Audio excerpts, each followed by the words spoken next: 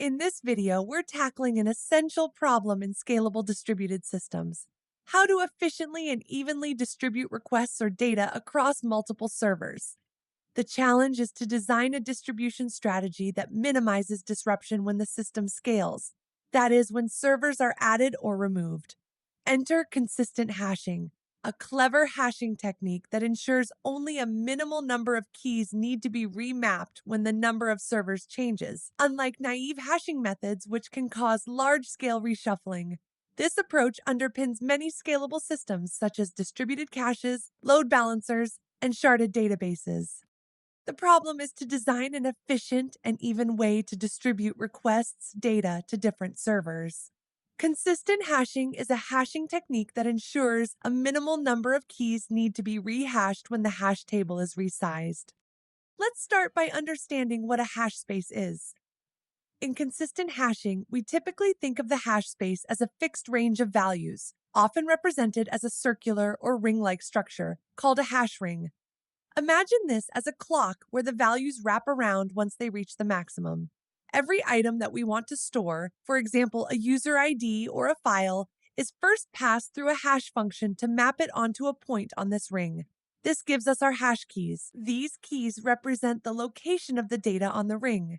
Similarly, we hash our servers, or nodes, and assign them positions on the ring as well. A key will be assigned to the next server in the clockwise direction on the ring. This creates a very natural mapping of data to servers. The major advantage of consistent hashing is that when we add or remove servers, only a small fraction of keys need to be remapped. This contrasts with traditional modulo-based hashing, where changing the number of servers often results in widespread key reshuffling. This foundational setup enables scalable, fault-tolerant distributed systems like distributed caches or sharded databases.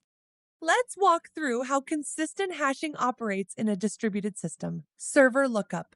When we need to determine which server a particular key should be routed to, we first compute the hash of the key to find its position on the hash ring. Then, we move clockwise around the ring until we find the first server node. That server is responsible for storing the key.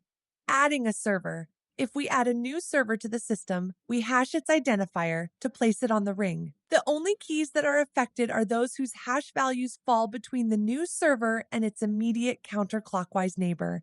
This ensures minimal redistribution of data, a key benefit of consistent hashing. Removing a server, conversely, if we remove a server, we must reassign all its keys. We do this by moving clockwise from that server's position, assigning each key to the next server found on the ring. Again, only a subset of keys is affected. Virtual nodes, vNodes. To improve load balancing, we use virtual nodes. Each physical server is assigned multiple positions on the hash ring, representing multiple virtual nodes. This ensures a more even distribution of keys, especially when the number of servers is small. When looking up a key, we go clockwise on the ring and find the first virtual node. The physical server that owns this vNode is assigned the key. When a new server joins, it takes over the ranges between its virtual nodes and their counterclockwise neighbors.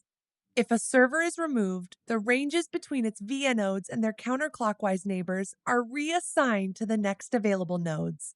By using virtual nodes, we avoid hotspots and make the system more resilient to sudden load shifts or server failures.